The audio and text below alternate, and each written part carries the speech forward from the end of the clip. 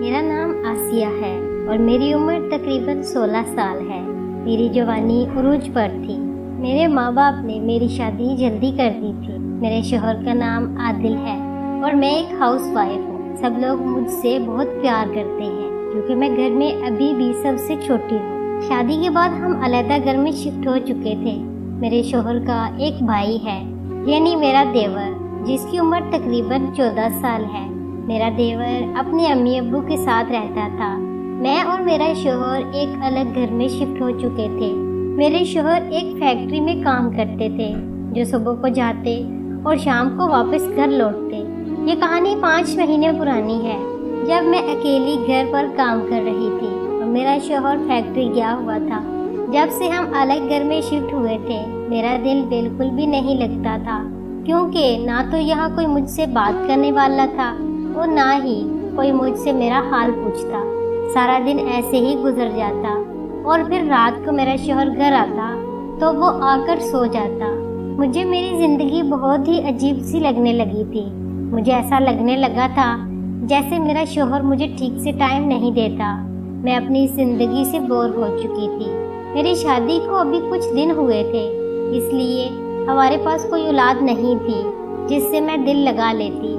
फिर मैं सोचने लगी कि मैं भी कुछ जॉब वगैरह शुरू कर देती हूँ। अभी मैं सोच ही रही थी, दरवाजे पर दस्तक हुई। मैं दरवाज़ा खटखटे ही बुखला गई, क्योंकि मैं सोचने लगी कि यहाँ हमारे घर कौन आ सकता है। यहाँ तो हमें कोई जानता तक नहीं। फिर मैं उठी और दरवाज़ा खोलने के लिए चली गई। मैं सहमी हुई थी कि इस वक्त कौन आ सकता है।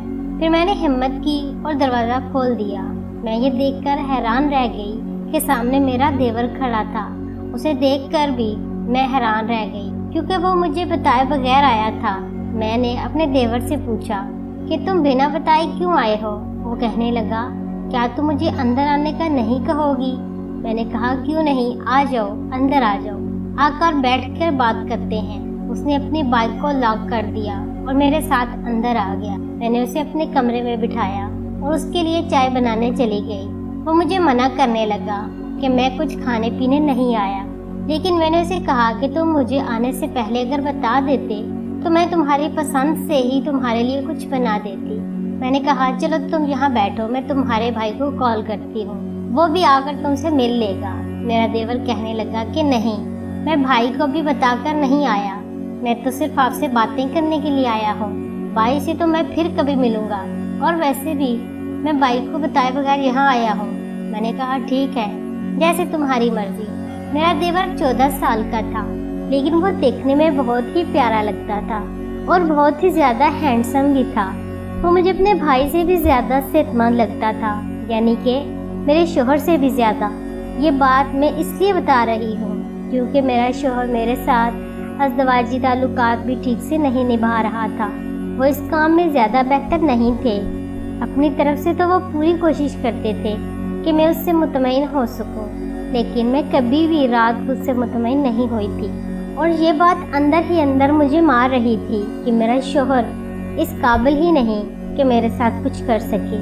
शायद यही वजह थी कि मैं सुकून के साथ ज़िंदगी नहीं गुजार रही थी, और मेरी ज़िंदगी में एक सुकून नाम की चीज़ नहीं थी। चाय तैयार हो चुकी थी।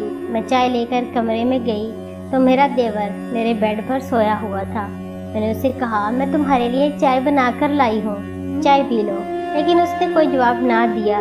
मुझे लगा शायद वो सो रहा है। मैंने उसे हिलाया और उसे उठा दिया।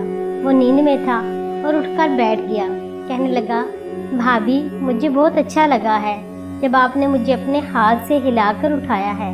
मेरा भी दिल चाहता है कि मुझे भी कोई ऐसे उठाने वाली मिल जाए। मुझे उसकी बातें सुनकर हंसी आ गई और मैंने कहा कि वक्त आने दो, तुम्हें भी मिल जाएगी। वो कहने लगा, क्या मतलब वक्त आने दो? वक्त तो मेरा आ चुका है।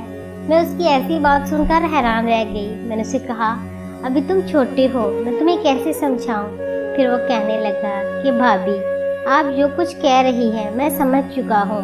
अब मैं इस काबिल हो गया हूँ कि मैं सब कुछ संभाल सकूँ।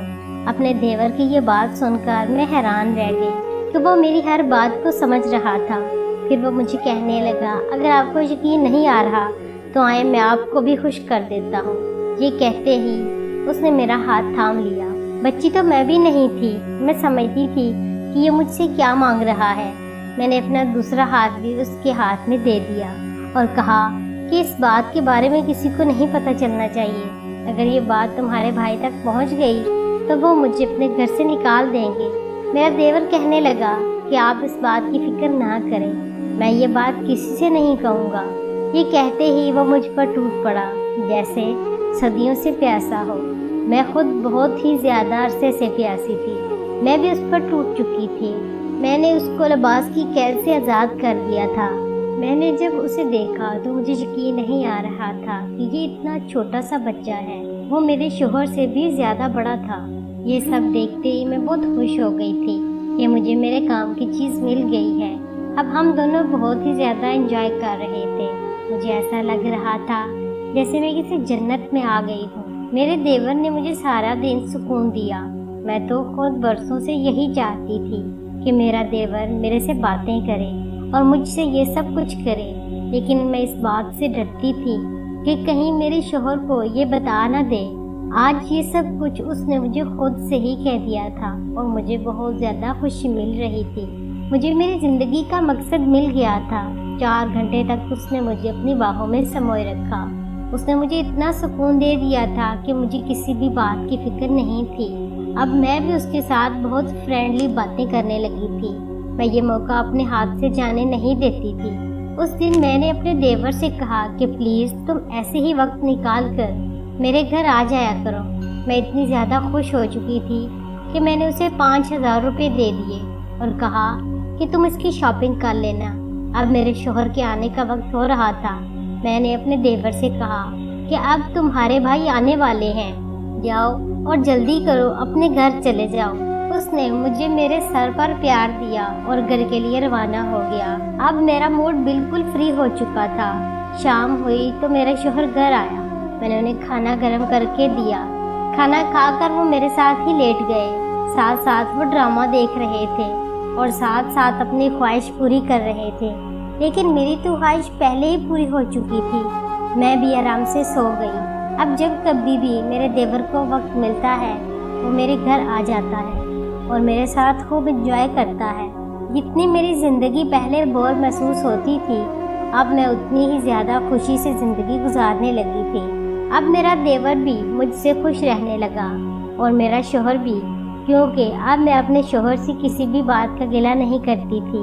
अब जैसे भी जितना हो सकता मैं उनके साथ ताउन करती और इस काम की वजह से उन्हें कभी भी शर्मिंदा ना करती। यूँ हम सब हंसी